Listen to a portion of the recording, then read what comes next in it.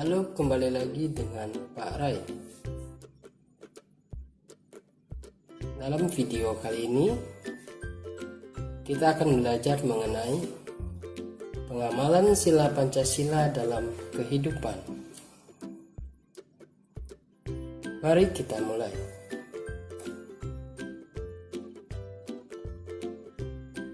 Nah, kita semua tentunya sudah tahu bahwa lambang negara Indonesia adalah Garuda Pancasila. Pada bagian tengah burung Garuda terdapat perisai yang berisi lambang sila Pancasila. Nah, karena kita mau membahas tentang pengamalan sila Pancasila, kita harus tahu dulu apa sih pengamalan sila Pancasila itu? Pengamalan sila Pancasila artinya penerapan nilai-nilai Pancasila dalam kehidupan sehari-hari. Kita mulai dari sila yang pertama. Sila pertama berbunyi Ketuhanan yang Maha Esa, dilambangkan dengan lambang bintang. Nah, pada sila pertama mengajak kita untuk percaya kepada Tuhan dan melaksanakan perintahnya. Nah, berikut beberapa contoh pengamalan sila pertama. Bersyukur kepada Tuhan, melaksanakan ibadah sesuai dengan agama yang dianut, tidak memaksakan suatu agama kepada orang lain, berdoa sebelum dan sesudah makan, menghormati agama orang lain. Nah, itulah beberapa contoh pengamalan sila pertama. Dan masih banyak lagi contoh lainnya. Selanjutnya, sila kedua. Bunyi silanya, kemanusiaan yang adil dan beradab. Sila kedua dilambangkan dengan gambar rantai. Nah, di sila kedua kita diajak untuk bersikap saling mencintai sesama manusia. Berikut beberapa contoh pengamalan sila kedua. Membantu korban bencana alam, membantu adik belajar, tidak berbuat kasar kepada orang lain, menolong teman yang kesulitan, dan bersikap sopan kepada orang tua. Itulah beberapa contoh pengamalan sila kedua. Tentunya masih banyak contoh lainnya. Selanjutnya, sila ketiga. Sila ketiga berbunyi Persatuan Indonesia. Sila ketiga dilambangkan dengan pohon beringin. Nah, di sila ketiga kita diajak untuk cinta terhadap bangsa Indonesia atau cinta tanah air. Contoh pengamalan sila ketiga: mengikuti upacara bendera dengan tertib, mencintai dan bangga menggunakan barang atau produk buatan Indonesia, bermain dengan teman dengan rukun, melestarikan budaya daerah, dan berteman dengan tidak membeda-bedakan suku dan agama. Itulah beberapa contoh pengamalan sila ketiga. Sila keempat, Bunyinya, kerakyatan yang dipimpin oleh hikmat kebijaksanaan dalam permusyawaratan perwakilan. Sila keempat dilambangkan dengan kepala banteng. Nah, di sila keempat kita diajak untuk bermusyawarah dalam menyelesaikan suatu masalah. Beberapa contoh pengamalan sila keempat. Menyampaikan pendapat, berdiskusi atau kerja kelompok, menerima hasil musyawarah dengan lapang dada, saling menghargai pendapat, musyawarah dalam pemilihan ketua kelas. Itulah beberapa contoh pengamalan sila keempat.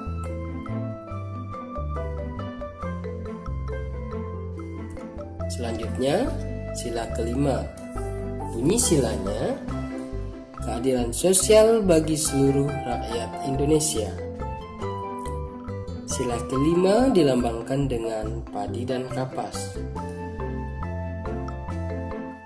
Pada sila kelima, kita diajak untuk bersikap adil terhadap sesama.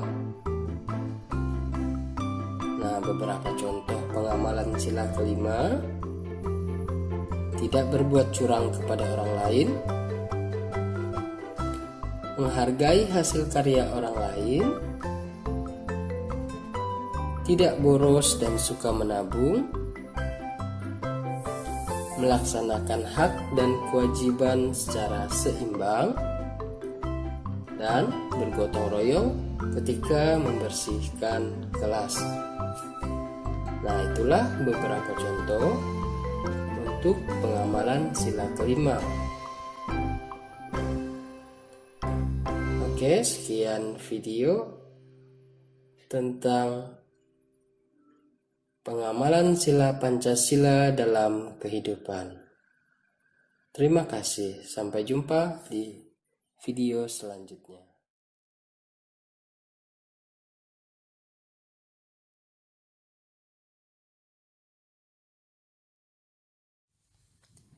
Assalamualaikum warahmatullahi wabarakatuh. Halo kakak, apa kabar? Semoga kakak selalu sehat ya. Tetap semangat beraktivitas, selalu jaga kebersihan, olahraga teratur, dan tetap di rumah. Hari ini kita akan belajar tematik IPS mengenai letak geografis dan astronomis Indonesia.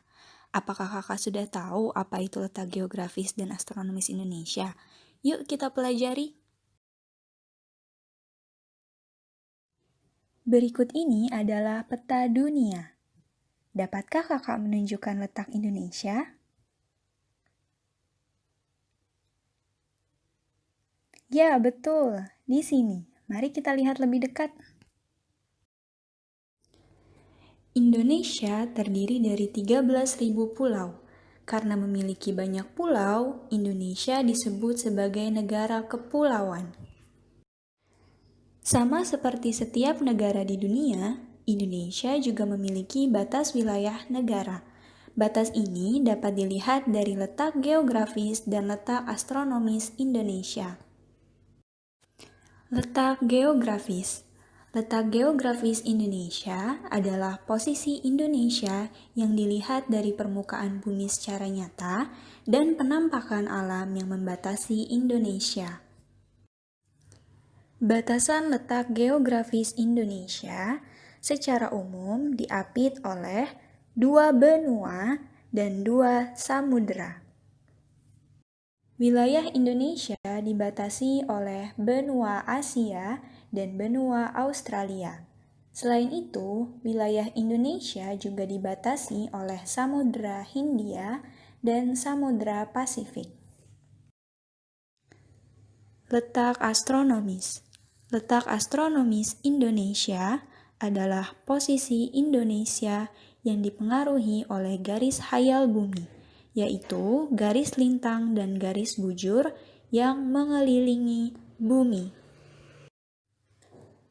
Garis lintang membelah bumi secara horizontal menjadi utara dan selatan. Letak astronomis Indonesia berada pada titik 6 derajat lintang utara sampai 11 derajat lintang selatan. Sedangkan garis bujur membelah bumi secara vertikal menjadi timur dan barat, yaitu antara 95 derajat bujur timur sampai 141 derajat bujur timur. Indonesia dilewati oleh garis khatulistiwa yang membagi bumi menjadi dua bagian yang sama, yaitu kutub utara dan kutub selatan. Pengaruh letak astronomis Indonesia. Letak Indonesia yang berada di garis khatulistiwa menyebabkan Indonesia memiliki iklim tropis, sehingga Indonesia hanya memiliki dua musim, yaitu musim kemarau dan musim hujan. Iklim tropis ini sangat berpengaruh terhadap kesuburan dan kekayaan alam Indonesia, sehingga Indonesia memiliki begitu banyak keanekaragaman flora dan fauna. Pengaruh letak geografis Indonesia. Letak geografis Indonesia berpengaruh terhadap ketampakan alam di Indonesia. Tahukah kalian, luas daratan Indonesia hanya 30% dari keseluruhan. Daratan ini terdiri dari gunung, sawah, dataran tinggi, dan dataran rendah. Sedangkan sisanya, yaitu sebesar 70%, merupakan perairan. Perairan ini terdiri dari laut, pantai, dan danau. Letak geografis Indonesia juga berpengaruh pada kegiatan ekonomi, sosial budaya, serta transportasi dan komunikasi. Kegiatan ekonomi masyarakat yang tinggal di sekitar pantai yaitu nelayan. Masyarakat yang tinggal di dataran tinggi bekerja sebagai petani. Dan masyarakat yang tinggal di daerah perkotaan bekerja sebagai karyawan. Ketampakan alam juga mempengaruhi keragaman sosial budaya di Indonesia. Kita sudah mempelajari pada materi sebelumnya bahwa kebudayaan di tiap daerah memiliki keunikannya masing-masing. Letak geografis Indonesia yang berada di antara benua Asia dan benua Australia membuat Indonesia menjadi jalur perdagangan dan lalu lintas internasional. Indonesia selalu disinggahi oleh kapal maupun pesawat asing sehingga transportasi dan komunikasi berkembang. Alhamdulillah, materi kita hari ini telah selesai. Sekarang, Miss ingin tahu, menurut pendapat kakak, adakah pengaruh letak astronomis Indonesia terhadap penyebaran virus corona? Silahkan kakak tulis pendapat kakak minimal 1 paragraf di kertas binder. Akhir kata, Miss ucapkan terima kasih, tetap semangat belajar di rumah, dan mohon maaf apabila ada kekurangan. Wabillahi taufik wal hidayah. Wassalamualaikum warahmatullahi wabarakatuh.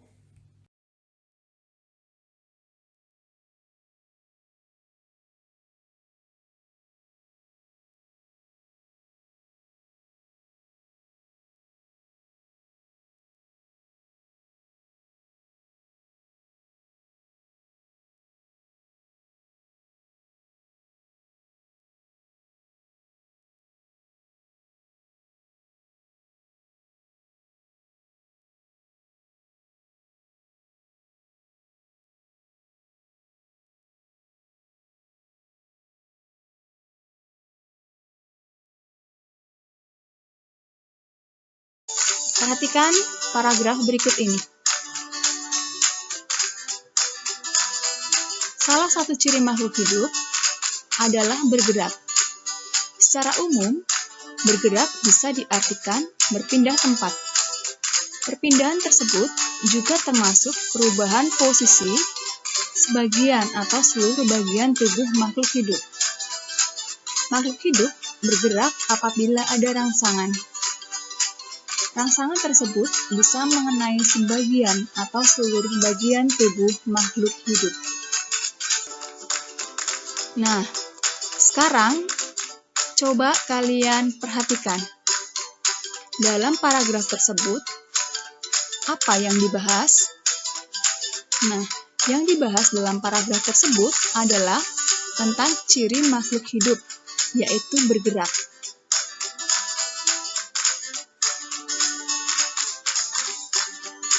Ciri makhluk hidup yang bergerak itu terdapat pada kalimat pertama atau di awal kalimat.